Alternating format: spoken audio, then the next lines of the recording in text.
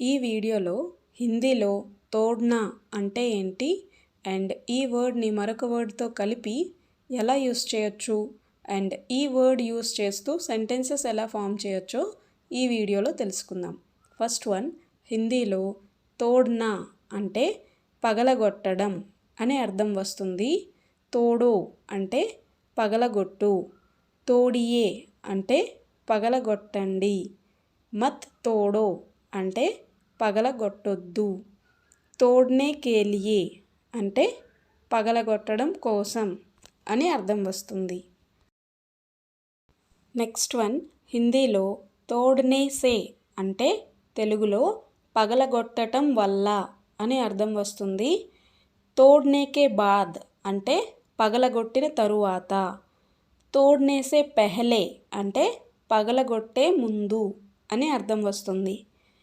ఈ 2 ఎగ్జాంపుల్స్ మీరు చూసినట్టయితే బాద్ అంటే తరువాత అని అర్థం వస్తుంది, పెహలే అంటే ముందు అని అర్థం వస్తుంది. ఈ 2 వర్డ్స్ కోసం మనం ఆల్రెడీ ప్రీవియస్ వీడియోస్లో డిస్కస్ చేశాము. ఇది మీకు మళ్ళీ రికాల్ చేయడం కోసం ఇప్పుడు మళ్ళీ చెప్పాను అన్నమాట. నెక్స్ట్ వన్, తోడ్తే సమయ్ అంటే పగలగొట్టేటప్పుడు అని అర్థం వస్తుంది. ఇప్పుడు కొన్ని సెంటెన్సెస్ ఎగ్జాంపుల్స్ చూద్దాం.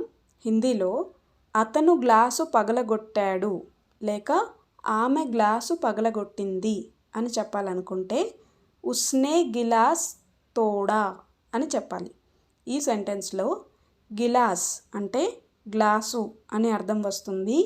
ఉస్నే అంటే అక్కడ గ్లాస్ పగలగొట్టిన వాళ్ళు అతను అయినా అవ్వచ్చు, ఆమె అయినా అవ్వచ్చు, అంటే జెంట్స్ అయినా అవ్వచ్చు, లేడీస్ అయినా అవ్వచ్చు.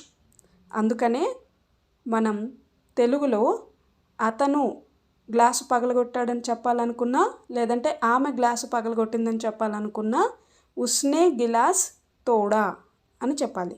నెక్స్ట్ వన్, నారియల్ కిస్నే తోడా అంటే కొబ్బరికాయ ఎవరు పగలగొట్టారు అని అర్థం వస్తుంది. ఈ సెంటెన్స్లో నారియల్ అంటే కొబ్బరికాయ. Thank you. Keep on watching my videos. Please like, share and subscribe.